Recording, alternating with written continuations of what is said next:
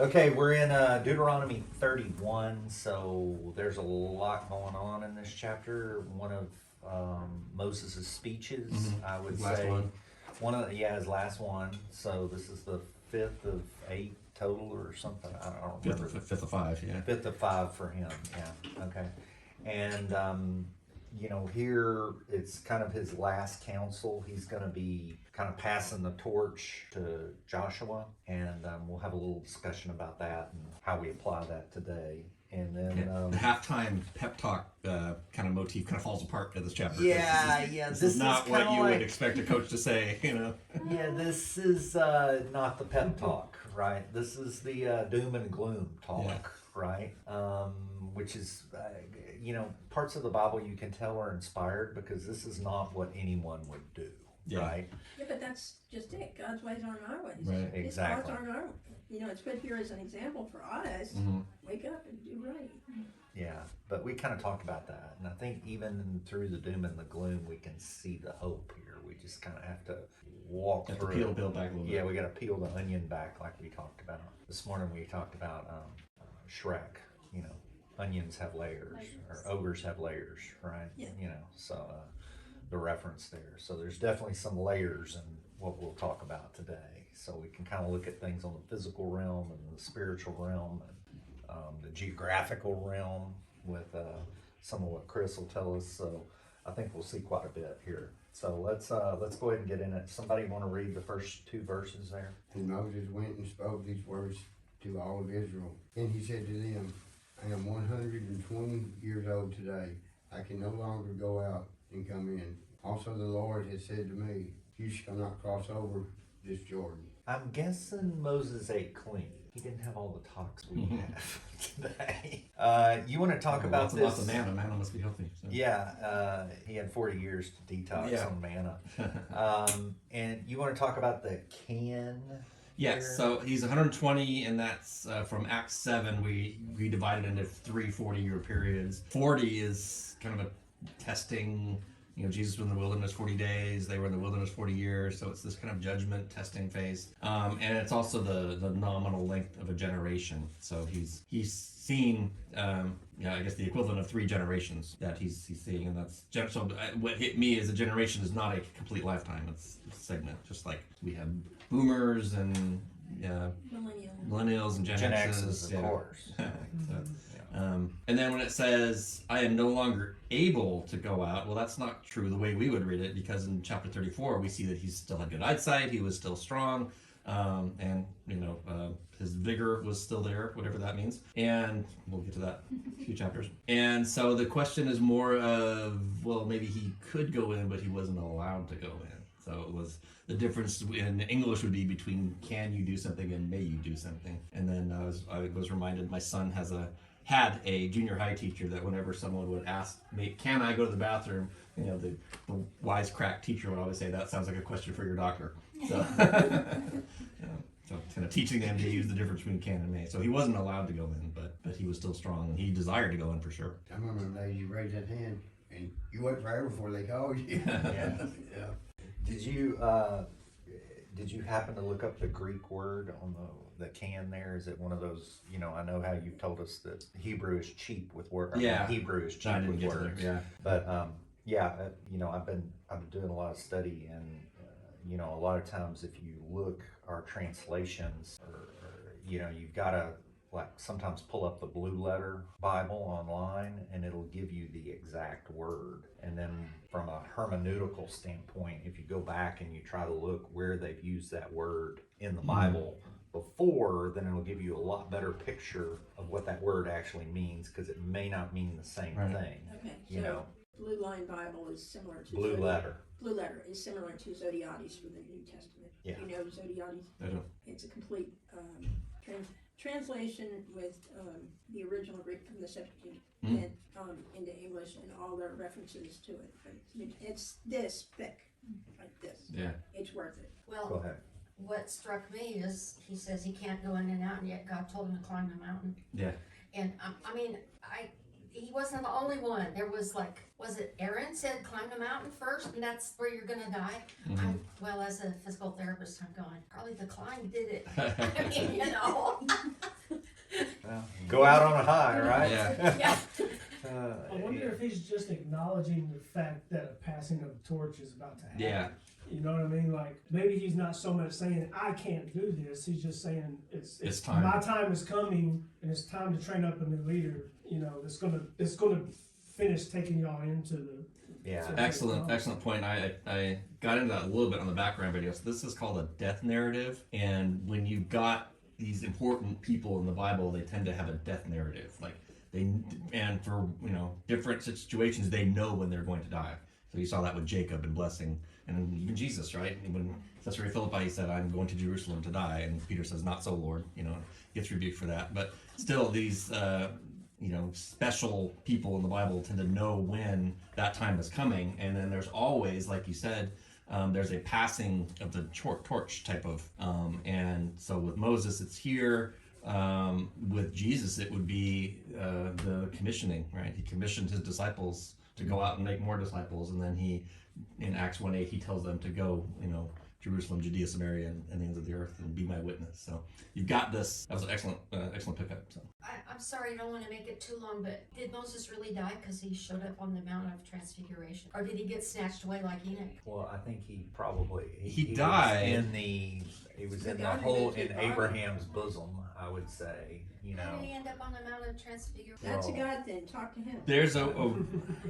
there are strange circumstances, strange things are afoot Yeah, at the you death talked of about Moses. this. So God, Satan wanted his body. Satan wanted his body. So Right. what's that about, right? I'm trying to find it. I'm sure it's in 34, but I It is in 34. can't scroll fast enough. But where it says God, I'm not finding it fast enough. It's basically God buried him in the valley of the land of Moab. God personally buried him. Opposite Beth Peor. Yeah. So But no man knows his burial place to this day. yeah, why is that? I mean, we can go visit where we think Abraham's grave was and Jacob's grave, but no one can visit Moses' grave because no one knows where it is. So yeah, very strange things are afoot. But it says he actually died. Yeah, he did die. And he was in Abraham's bosom. It's a God thing that brought him back, just like Elijah was and- recognized. And this gets in, if we take the whole died thing, New Testament ways, Mhm. we're alive in Christ. So under the New Testament, we don't technically die. He's, Spirits. No. Mhm. absent from the body is present with the Lord. So I think there is definitely a principle that Paul is teaching us to change our terminology, right? So the dead are different than those that sleep, and those that, going back and forward, like you surely won't, beat those that sleep before you. And when he said that, he was talking about the Old Testament saints. So Moses and all them beat the disciples, because of the work on the cross. And we don't know exactly when. Was it the cross, or was it when he went down and defeated Satan, or was it 80 somewhere in there?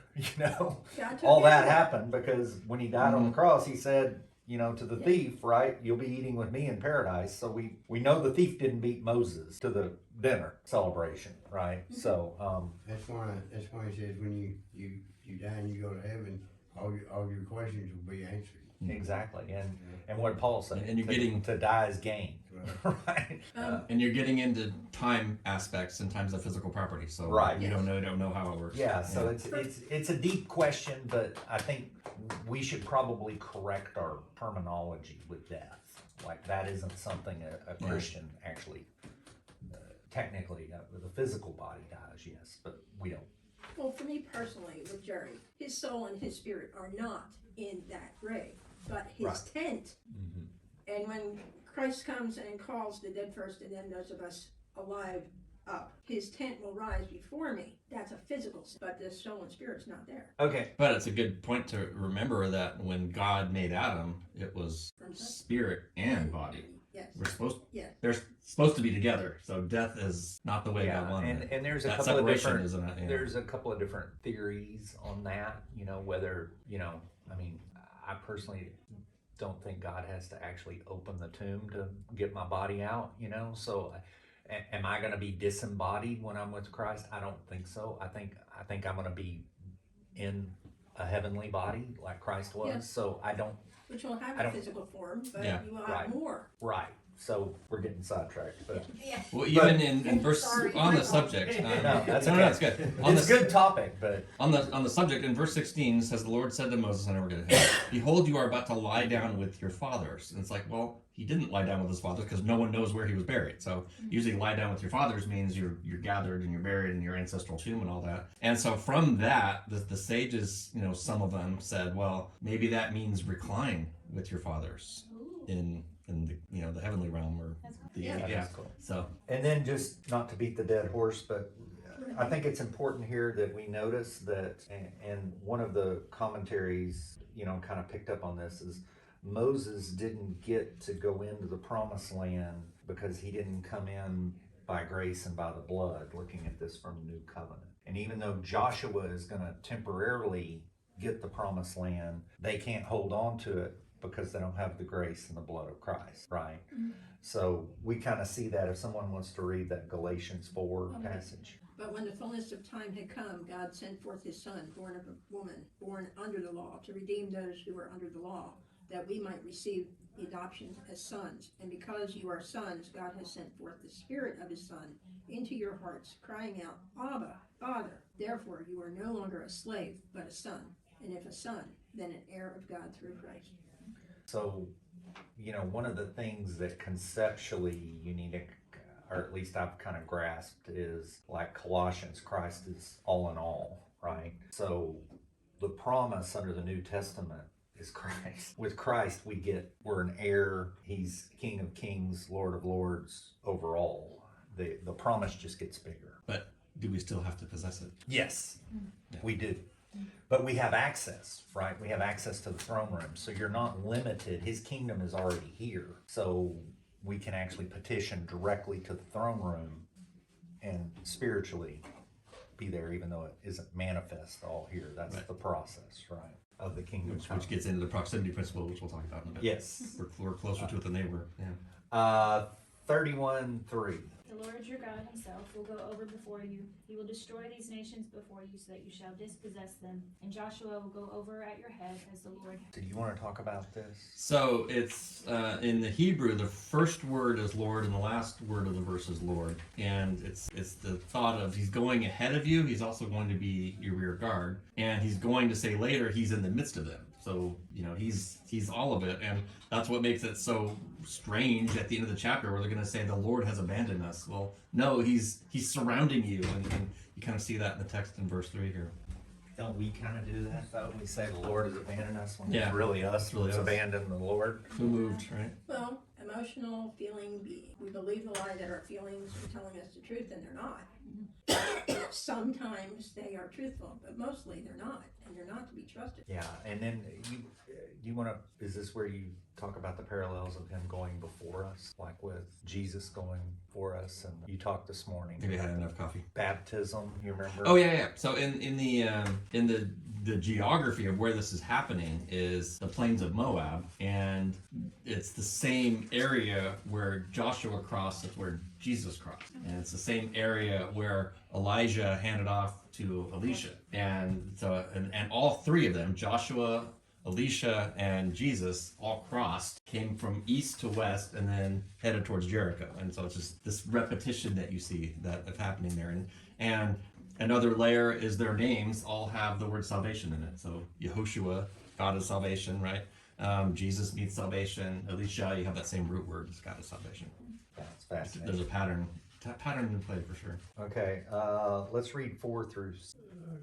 And the Lord will do them as he did in Zion and Og, the kings of the Amorites and their land, when he destroyed them. The Lord will give them over to you, that you may do to them according to every commandment which I have commanded you. Be strong and of good courage, do not fear, don't be afraid of them, for the Lord your God, he is the one who goes with you, he will never leave you nor forsake you. Yeah, so first off, he's encouraging them here. He's already pointing to the victories that he's already been with them and they got from a relative surprise attack, but he got the victory because the Lord did their fighting with them. And you'll see this theme of with them, like the Lord will be with you. And it's, as Christians, so many times we, as a group, we tend to pray and not step out with the Lord. and you see that model here that the Lord is a gentleman. He's not going to fight your battles without you. So he will fight them with you. But if you just, lay back and do nothing and be the silent majority, then the devil will take over, as we have seen. And that's what you see here. And then the last verse, which I think to me was the one that was, kind of convicting, is this: be strong and good courage. Do not be afraid of them. For the Lord your God is the one who goes with you and will not leave you or forsake you. So this is one that I think I need to internalize. And when I'm in the valleys, I need to remind myself of this. Go ahead. It's also, here's the object lesson of the last 40 years. Exactly. Yeah. The wilderness, Because they didn't think he was going to be with them when they had their first chance. And aren't we the same? I mean, we always complain about them and their lack of faith, and they had the pillar, of clouds and the pillar of fire, and they had day and night and the manna and all this, and they had all these physical signs, and yet we have the ark right here, right? The temple, we have the whole presence of God right within us, and how much more, is our lack of faith. Back then it was, God with them. We had Christ in us. Right, exactly. And yeah, I'm real Better big said than me. I'm real big on that because I spent so much of my life doing absolutely nothing because I was unsure of what God wanted me to do. Like, I wanted God to come out of heaven, say jump up and down, turn left, turn right, and do all that. When the whole time he's saying, hey man, I'm with you. Let's go. Let's move. Let's shake some trees. What do you want to do, man? Come on. Yeah, exactly. Yeah. Absolutely. Okay. Just if you remember back in chapter 1, we had Joshua called, and then chapter 2 we had this Sihon and Og discussion, and it's like this. So if you feel like we're repeating yourselves, we are, because it's the inverse layer. Yeah, it's the recap of everything. I have a question for you, graphically. Amorites and Moab, they had a border, right? Right. But here they've been on the plains of Moab. I've been in Numbers recently, and it talks about Moab saying, "No, you will not come in." Right. And now they're on the plains of Moab. But yeah, there's this. Well, that's not a good. That's not a good map. No. There was this little stretch in between Edom down here in Moab that they could kind of, or Ammon up here and Moab here, that they could move through. And that the like a trade the route. Amorites, the Amorites held it, but the Amorites were not family, right? So Ammon and Edom and Moab were family. Okay. So that's why God says don't touch them. They have their own blessing. But the Amorites do not. They're not part of that. So. Okay, but and then up in Bashan, which is up in the north, which is where Og was. So. Okay, but that's Amorite. Amorite, yeah. All right, thank you. Okay, so let's read 7 and 8. And Moses called Joshua and said to him in the sight of all Israel, "Be strong and of good courage, for you must go with this people to the land which the Lord has sworn to your fathers to give them, and you shall cause them to inherit it. And the Lord, He is the one who goes before you. He will be with you. He will not leave you nor forsake you. Do not fear nor be dismayed." Here you see Moses, proclaiming, kind of publicly passing the torch to Joshua here. And you also see Joshua's responsibility to lead them. And, which we all knew good leaders, and we pray for righteous leaders and all that. I will say, too, the thing that kind of hit me when I'm reading it this time, too, is we're still under kind of that Old Testament model, right? Where, the Lord initially wanted them all to come up to the mountain, but they didn't, right? So we had the priestly system, and here you kind of see that going on, right, with the passing of the torch. So the Catholic Church, they were stuck in the Old Testament for the priestly system in don't regards think to access to the Lord? Yeah, in my opinion, I don't think they understand the book of Hebrews, in my opinion. Well, the other thing, you had verse 1 where he speaks to all Israel, right? He's not speaking, he'll speak directly to the elders at the end of the chapter, but at the beginning it's to everyone. Everyone is to hear the word, and we're about to read, I think in verse 9, at the end end of when all Israel, or verse 11, when all Israel comes to appear before the Lord at the place, you shall read this law. So everyone's supposed to hear the word, not just some distilled by, That's true too. Yeah. And the Catholics don't do that. Right. Definitely. Well, there's also repetition from the verse before that gives it emphasis. The Catholics do some stuff, I think, better than us. So there's give and take of Yes, all of it. I you get know. that. I mean, all denominations have some things that they do really, really well, and everything, and other things they don't acknowledge or they don't do. I was at my Christmas party last night, and we had this discussion because this lady had like a Catholic background, and my opinion on it is the Catholics just have more time. They have thousands of years of man's rules. It's like every church over time puts man's rules in, and I think the root of their problem is those rules over they're not getting a fresh perspective from the Lord, and they're not going directly to his rules, and they've elevated their rules, which is common. This is what happened in the Old Testament. This is what happens in our church. We even have rules in our church that they may serve good things, but they're still not biblical, right? It even goes back to God not wanting them to have a king. Like, Yeah, you're right. a king, this is what your king is going to do. Yeah. He's going to have all these rules. Mm-hmm. You know what I mean? The same happens with any power structure. Right. And it even goes back to the garden. I mean, a lot of people think Adam, it's not written in there, but a lot of people think Adam told Eve not to touch the apple, right? How did she know not to touch the apple? Was he trying to protect her? If it's your wife and everything, instead of saying don't eat, you say, well, just don't even go near it. Just don't touch it, honey. And you could see how that could be I don't know what happened, but it's one of those things where you put that hedge in there instead of teaching the word directly, meant for good, but because it's not a whole counsel of God, there's a opening for the enemy. But God spoke it himself because they walked in the garden every evening. Well, we don't. They They did walk every evening in the garden, but that particular one, when he said do not eat, was just when Adam was there. And then later they walk in the garden together. So I don't know if he said it again. I don't know, We don't. We don't. You can ask when you get up there, okay? Yeah, exactly. We do the same with our kids. So Yeah, I mean, she takes Yeah. heat for the do not touch. I'm not. It may be good. It may be bad. I don't know. It's not a bad thing to say don't touch something that's gonna hurt you. So Yeah. I don't know why she gets so much flack for that. But You're gonna do it every time when they ask you not to touch it. yeah. You're gonna do it every time. Reverse psychology, Yeah. right? Don't read the word. Yeah. Just don't read the word. Yeah. Yeah. Okay, let's go on to verse 9. So Moses wrote this law and delivered it to the priests, the sons of Levi, who bore the ark of the covenant of the Lord, and to all the elders of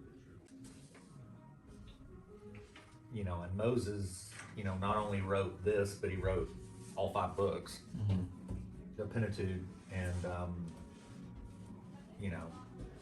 and to Chris's point, notice he's delivering it to the priests. They're the ones that are going to be, and the Levites that are going to, be stewards of the law going forward. So you see the governmental aspect of this and how it's going to work.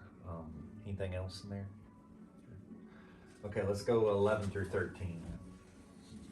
And Moses commanded them, saying, at the end of every 7 years, at the appointed time in the year of release, at the feast of tabernacles, when all Israel comes to appear before the Lord your God in a place which he chooses, you shall read his law before all Israel in their hearing.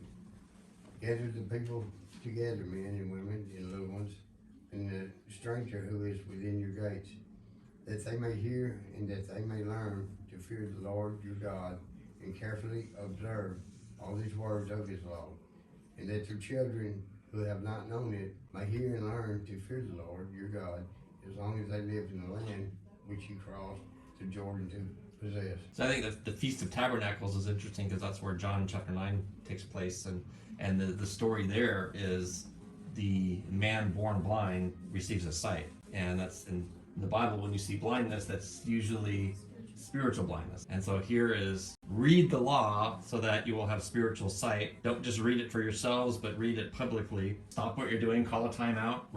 If it's Deuteronomy, we're gonna take the next 3 hours and everyone's gonna gather and listen to the word publicly read. And it's not just for you, it's for your family, it's for the stranger, whoever is passing by, grab them and pull them in and have them hear the word. And I think it's a great, what kind of makes you think, what if we did something like that? Yeah. The Jews do in their service, they unroll the scroll Yeah. and Mhm. they take turns reading a passage. Mm-hmm. Then they walk around the congregation, everybody touches Yeah, the they celebrate scrolls, it, and yeah. then they dance. I wish we did that. Yeah, I mean, I guess what I saw here was the stranger among you and, all that and your children. So I get my impression, Cody's mind goes to like, if I try to apply this here, I would see like a multi-denominational, reading of it like at trades days or, out in the public with the strength and us being the priests or the stewards or helping those that haven't heard the word before or taking them aside. And, I see it more of public as opposed to church, if that makes sense. Yeah, like a larger public area versus a smaller Right, contained right. public area. Like we're not going to get. It's very hard to get non-believers to pull up where the steeple is, and we need to get more of Jesus out in the public square. So, I'd be all for having some type of an event that's multi-denominational, like the Armory or the Trades Days or something. Some Kind of other putting this churches into doing practice. something for New Year's, some multi-congregational. I have to look it up again, but they were trying to gather churches. Yeah. It's tough because we're so good at, this is ours. You do your thing, we'll do our, Yeah. Hard to break the walls. It's the turf Yeah. issue, instead of we, need to keep him at the top. On that note, Goes down. a word I did look up was the word assemble at verse 12. Synagogue. And no, it's kahal, and it's Oh, the the Hebrew. noun Okay. means assembly, like assembly. That's the when they translated the Septuagint, they took this word and gave it ecclesia.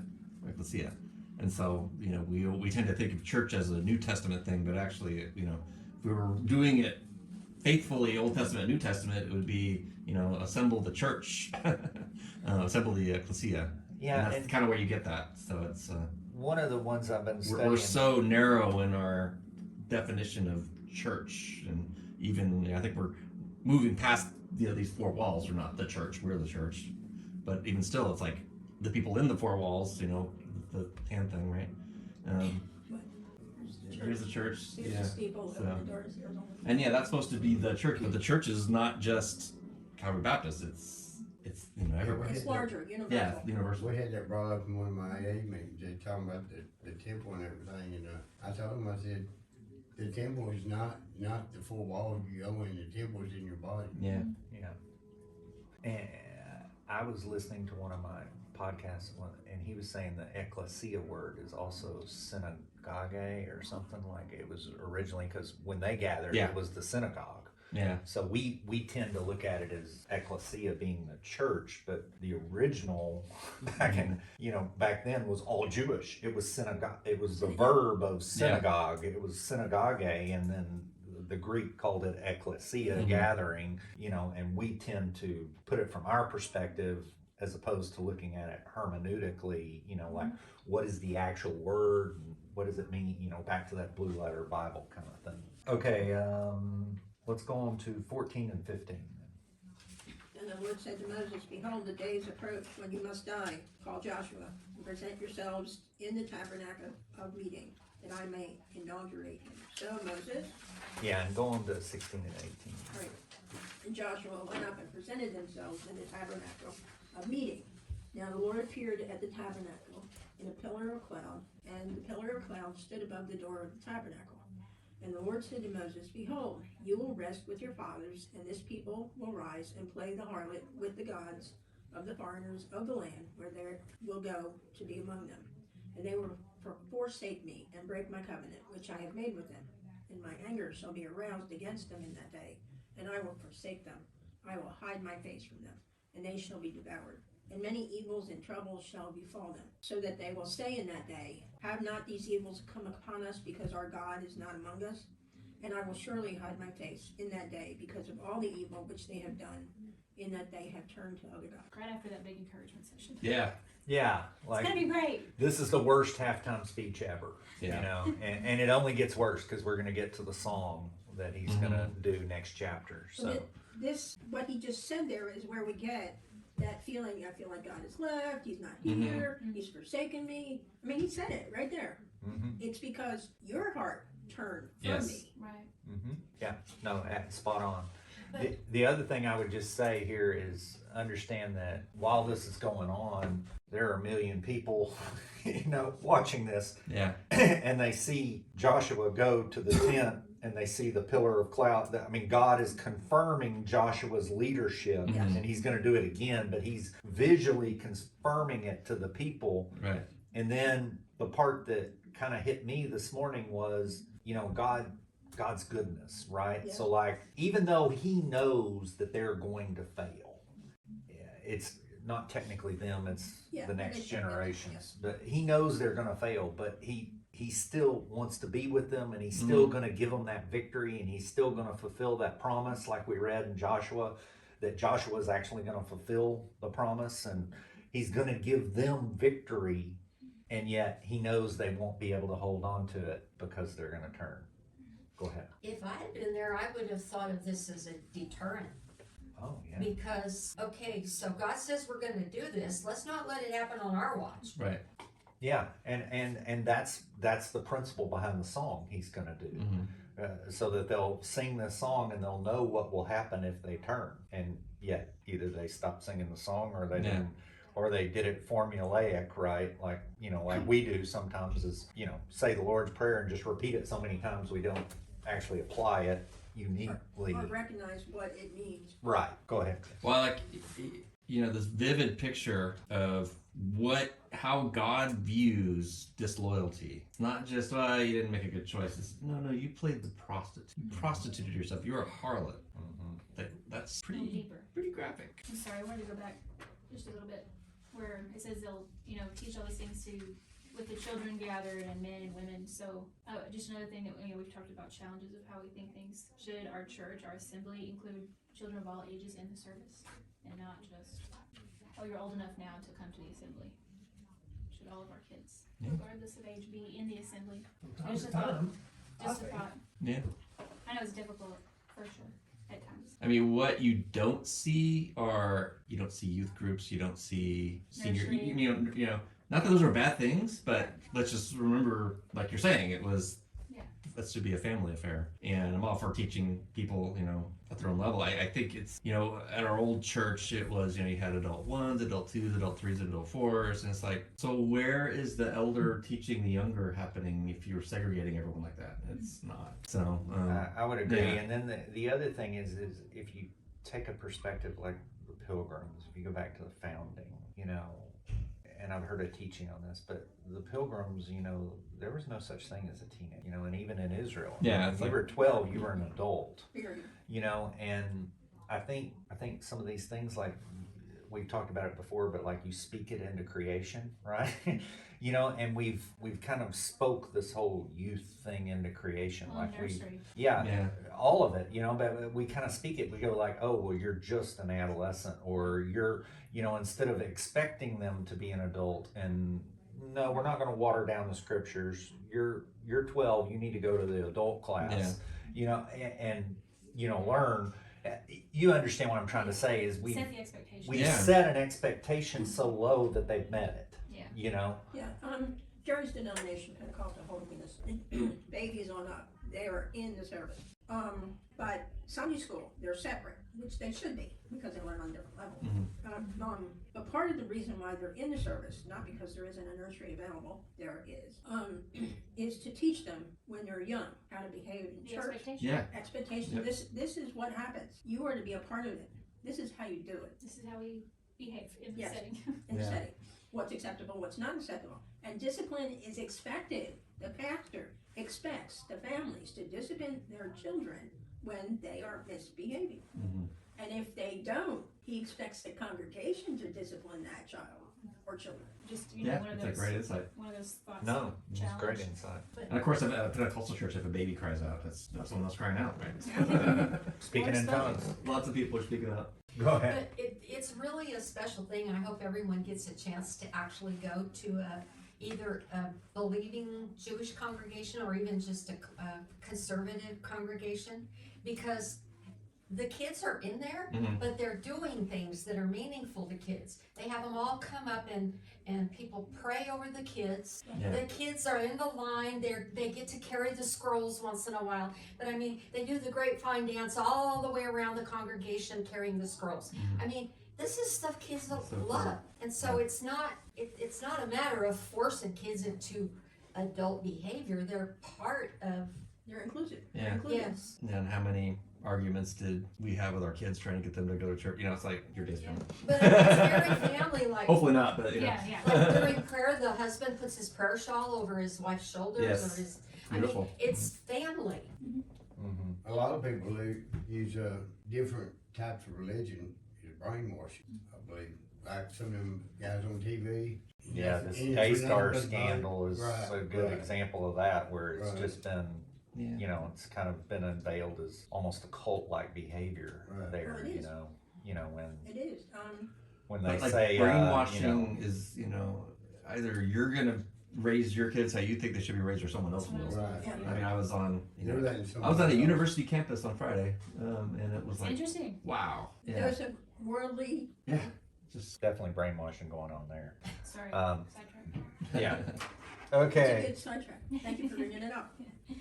Let's go on to 19 through 20. 19 or 20. Now therefore write down this song for yourselves, and teach it to the children of Israel. Put it in their mouths, that this song may be a witness for me against the children of Israel. When I have brought them to the land flowing with milk and honey, of which I swore to their fathers, and they have eaten and filled themselves and grown fat, and they will turn to other gods and serve them, and they will provoke me and break my covenant. Did you say 21? You can go ahead and finish 21. Then it shall be, when many evils and troubles have come upon them, that this song will testify against them as a witness. For it will not be forgotten in the mouths of their descendants, for I know the inclination of their behavior today, even before I have brought them to the land of which I swore to give them. Therefore Moses wrote this song the same day and taught it to the children of Israel. that God knows our hearts. So why Funny how that do works. you use a song? It's interesting. Most people, The song as a witness. besides being a witness, but most people are drawn to melody or to syntax or to rhyme some kind of way as something that they desire. Because just in general, turn on the radio, you got music, people are drawn to that even if they don't like the genre. It's either turn that stuff off or turn it up because I want to hear it. It's just like that guy that was here Wednesday night. I looked at it as almost as like it's spiritual, I never heard anybody do what he done, and that was. Oh, I know. Very I wanted to praised. speak in tongues, but I couldn't. Not in that tongue. I tried, and I was trying to speak my Hebrew, but it came out like guacamole instead I of. didn't even try. I was trying. I was willing, but there was no gift of tongues with me. I couldn't speak that language. Yeah, but music helps memory. That's why we That's A, true. B, C, A, B, C, D, E, F, G. I mean, we use music to help memory. And Yeah. Thank you. I couldn't remember that. I remember a break. yeah. That's what we talked about this morning. Yeah. Yeah. I'm just a bill. I'm only a bill, and I'm just sitting here on The table. Capitol Hill. Oh, That's right. I remember that. And I And jumped. I was mentioning this morning. Years ago, I'd read the story behind those guys that did Schoolhouse Rock for us boomers and Gen Xers in the room, and they were radio jingle guys, advertisement, and their daughter or someone was struggling with some subject, and so he wrote a little jingle to help the daughter memorize it, and lo and behold, ABC got a hold of it, and Yeah. all of us Gen Xers know how a bill becomes a law because of that. So. And It'd be better to read the Constitution, but at least if we don't have that, we've got a 3-minute jingle. That, And how advertising. Oh yeah, Addiction. it is. oh yeah. Yeah, good and Yeah, bad You've ways. seen those studies where the kids like know McDonald's and all the characters in their commercials better Yeah. than Maybe there's the some Bible power and in all what these messaging. other things, because they're exposed to it so much. And it made me remember Heather and I before kids. We went on vacation over the New Year's to like Pigeon Forge, Tennessee, up in there, and all that is beautiful out there. And we're in kind of the middle of nowhere in some condo, and we bought tickets to New Year's Eve. They had their local New Year's Eve party, and the headliner for the New Year's Eve party, I can't make this stuff up. Man. The headliner was, they said they were proud to announce, what's his name? And we didn't know his name. And said, oh, well, you know him. He's the one that wrote the jingle for Folgers.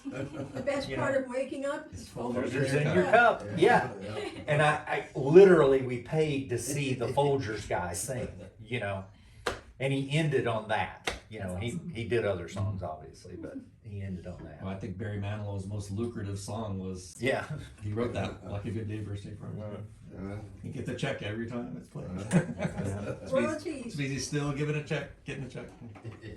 Okay, the other thing here is the prosperity aspect of this. I mean, we tend to, in good times, we don't need, quote, need God, at least from our perspective, the Mary Beth emotional kind of perspective. We think we don't need him, and we tend to drift and forsake him and get into other things, and, I say many times that, with Heather and I, everyone has their struggles, but I'm very thankful for those, because I wouldn't have the relationship I have with the Lord had Heather and I not gone through all the things we've done, especially with the kids. That has deepened my relationship and my faith in ways that sunshiny days will never do. You've got to send the disciples across the sea in the storm to strengthen their faith. It's like, I can't teach you to succeed if you don't fail sometimes. Exactly. You You got to go through the storm. You gotta go through it. It's one of those things. It's like you don't play in the NFL unless you hit the field and practice, right? A lot, And for years. Yeah, and then if I could tell my story, and then one day your adult son does something that brings a tear to your eye, because he actually, all the struggles that you had on priorities and all that, you see a win, right? So Aiden, he had made plans. Actually, his grandma in California bought him a plane ticket to, the 23rd he's flying out there, and he made plans to see his girlfriend. Well, he got an offer to be one of 8 violinists at the halftime show for Houston on Christmas Day for Beyonce. Houston Oilers. Yeah, Houston Texans. NFL. Yeah. Oh, it's And so it would have been a great opportunity to open doors, but he'd already made these plans, right? So he's struggling. And I mean, I knew he was going to choose family, but he had to go through that moment of, wow, I really want this, but yeah, I've already, and he ended up saying no to Beyonce, and I think God's going to bless that decision. Maybe he won't have a record contract, following it, but not that I don't even think he wants that, but still, it's good to see, that yes, you were listening somewhere along the way. You were listening. What a crossroads. Yeah. Temptation is like they're not always bad things, but they're just like, okay, there's a better choice. Good and the best. Yeah, making that choice is. Okay, we got to wrap up here. So let's. Someone want to read 23 through the end here? Then he commissioned Joshua the son of Nun and said, "Be strong and courageous, for you will bring the sons of Israel into the land which I swore to them, and I will be with you." It came about when Moses finished writing the words of the law in a book until they were complete. Moses commanded the Levites who carried the ark of the covenant of the Lord, saying, "Take this book of the law, place it beside the ark of the covenant of the Lord your God, so that it may remain there as a witness against you. For I know your rebellion and your stubbornness. Behold, as long as I have been alive with you until today, you have been rebellious against the Lord. How much more then will you be after my death? Assemble to me all the elders of the tribes and your officers, that I may speak these words in their hearing, and call heaven and earth as witnesses against them." So we're in that section we talked about before. This is a contract, and now we're kind of getting to the signature part, right? You have your signatories, you got your witnesses, and all that. "For I know that after my death you will behave very corruptly, and turn from the way in which I commanded you, and evil will confront you in the latter days, because you will do that which is evil in the sight of the Lord, provoking him to anger with the work of your hands." And then verse 30 probably belongs with 32. Moses spoke in the hearing, chapter 32, in the hearing of the assembly, the words of the song until they were complete. Right. Yeah. So, I think I ended on 29. Label's just wrong there. Yeah. So this, when we see this in Judges, right, and you mentioned it, right, he uses trials sometimes to like get our attention, bring you back, when you start wandering. Doesn't mean that, necessarily that your sin caused the trial, but it could have. In either case, he wants us turning back to him. And so you see this, they do okay in Joshua, but in Judges, you see the cycle, right? They don't do everything they're supposed to do, and then they get complacent, and then they get And then they do put what's under, right and then in they their cry eyes. out, and yeah, so Even today, Tel Aviv has the biggest gay pride parade Oh, on yeah. the planet. Oh yeah. There's definitely a lot wrong there. One thing to note here is on verse 23. Notice this is the Lord saying He inaugurated Joshua. So Mhm. the Lord is saying, "Be strong and courageous." So this is like an echo of what's going to happen in Joshua 1. But right. the Lord Himself is speaking directly. So it's like this beat down from Moses of doom and gloom, and now the Lord's speaking into Joshua, and He's saying, in spite of all this, be strong and courageous, because I'm going to be with you, there. and Mhm. you're going to do that, right? So there's a little bit of hope in here, and then of course the law, and we kind of talked about that and how He's setting all that up, and then you can almost see some echoes of prophetic warning. You know, He knows that both temples are going to be destroyed, and you can see Moses talking about that with both Babylon and 70 AD. Anything else there, Chris? I think so. Yeah. Okay.